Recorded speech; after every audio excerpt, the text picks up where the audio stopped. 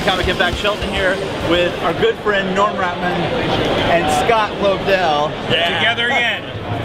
And Brett Booth. Brett Booth. The Booth. We were trying to get this gentleman all weekend long on camera. We got you though. Oh, I want to make sure we got it. We got him on camera. Say how much fun it is working with Scott Lobdell. I love working with this guy. Yeah? What's your favorite part? Tell them your favorite part.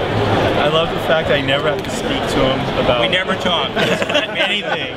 These words that you're hearing now are the first we've ever spoken to each other. Yeah. I know nothing. Yeah, okay. That's the interview. You were going to kill us. What happened? Tell everybody what happens in issue 3. Oh my Well, you don't know because you don't follow anything. Oh no.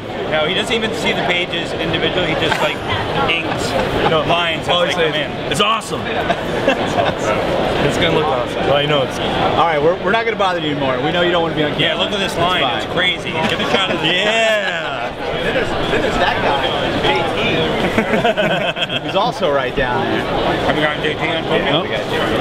Comic Impact, Sheldon back here for another interview, this time with Scott Lobdell. And you know you love him from Superboy, from Teen Titans, from Redhood and the Outlaws. First of all, I am a big fan of Redhood and the Outlaws. I want to go ahead and tell you. Thank you.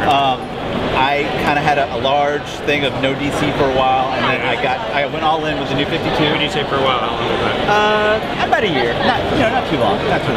But I love that it's sort of a Butch Cassidy and Sundance Kid feel to it a little bit.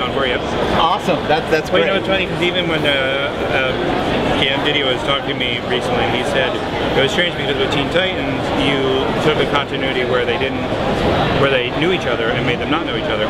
But then with Red Hood and the Outlaws, he said, I was reading Red Hood and Outlaws and I'm thinking, have these characters even met? You know, because Jason never met Roy and Mo. Right.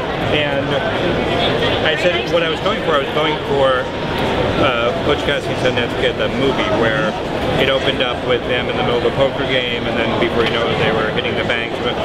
Whereas, you know, if they were going to do that movie now, the first 20 minutes would have been like, hey, I'm robbing a bank, you're robbing a bank too, let's rob a bank together. Exactly. That work. And instead I wanted to just hit the ground running and kind of fill in the backstory. So that's awesome, and it's really good. And despite some of the naysayers with the whole Starfire, can you believe there are some out What do you mean about what? Oh, I don't know. I heard a few things on the internet about it, but I gotta read more.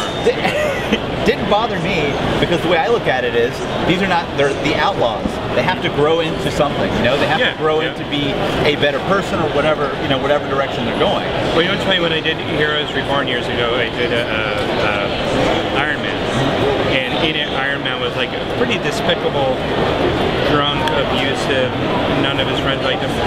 And when it came out, everybody's like, "Oh, well, how can you do that to the?"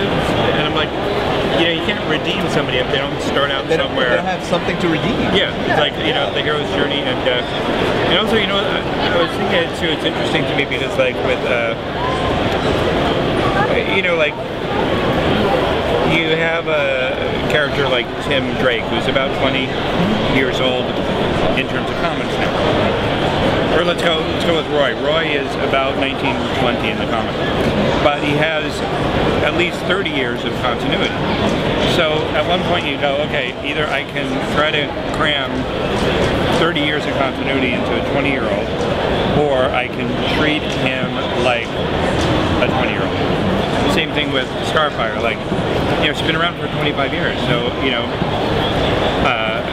when people get online and they get upset about, you know, well, what about her history with this person, that person? But, well, that's like 30 years worth of history. I mean, I can't, you know, I'm not... You can't put it all in one. Yeah, it's ridiculous to try and do something. Yeah, so you got to get a shot of Krypto here. Krypto? Hey, Krypto! Krypto! Hey, Krypto!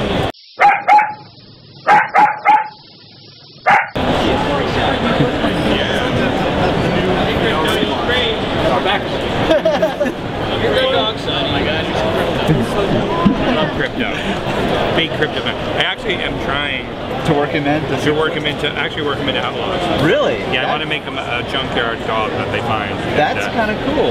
That's very cool. We'll see. Well, and that's the other thing with Superboy. I've never been a huge Superboy fan. I love what you're doing with Superboy. Thank you very much. And the artwork in both those books, actually, Rockford. I'd have to say I've been very blessed with all three of the artists. So yeah, so good, so good. And then with last but not least, Teen Titans. You're getting the team together. It's one of the sort of building, the team books. And right now, it's so good. I love the redesign and what you're doing with Robin and that. And you know what I find interesting is like I am taking a slightly slower approach to bringing them all in, and people have been saying like, well, when they did Teen Titans before, they had them all in on the first issue, blah blah. But the thing is that like previous incarnations, you knew who Robin was, you knew who Kid Flash was, and you knew who Wonder Girl was, and the other characters. And in this, I wanted to give them all room to breathe. Because I mean, like, could I constructed a story where, by page 3, Wonder Girl was on there, and then page 6, Kid Flash was on there, and page 12, the other characters.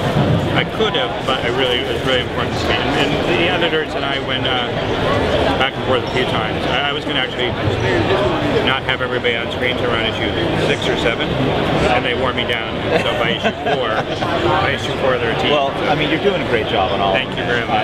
It's just. Do you have any criticism? You're being so nice. No, I really don't. I really don't. I kept telling people who didn't give the first issue a chance of Redhood and the Outlaws that, look, read issue 2 because it gets so much better. It just keeps getting good, and you're doing things with Red Hood and that were like, I know some of the things like his hair used to be red and they were dyeing it black. You're getting rid of that, which is great. You're now dealing we're going to find in issue 5, we're going to find out that Coriander has black hair, and she's been dyeing it red this whole time. And that's the switch. Yeah, but don't tell anyone. Oh, I won't. They won't hear. Yeah, no. But yeah, you know what? I really don't have much criticism. I think you're doing a great job, man. Well, thank you. Please keep it I love up. your website too, then. Thank you. That was Scott Lobdell again. Read the books, they're great. Teen Titans, Red Hood and the Outlaws, and Superboy. Amazing, amazing, amazing. And go to, where is it? Comic Impact. Comic Impact, which I don't have to tell you because you're already there. Yeah, you're watching it, so you know. Right? You'd be like, what? Huh? Stick around for more coverage from Long Beach Comic Con 2011.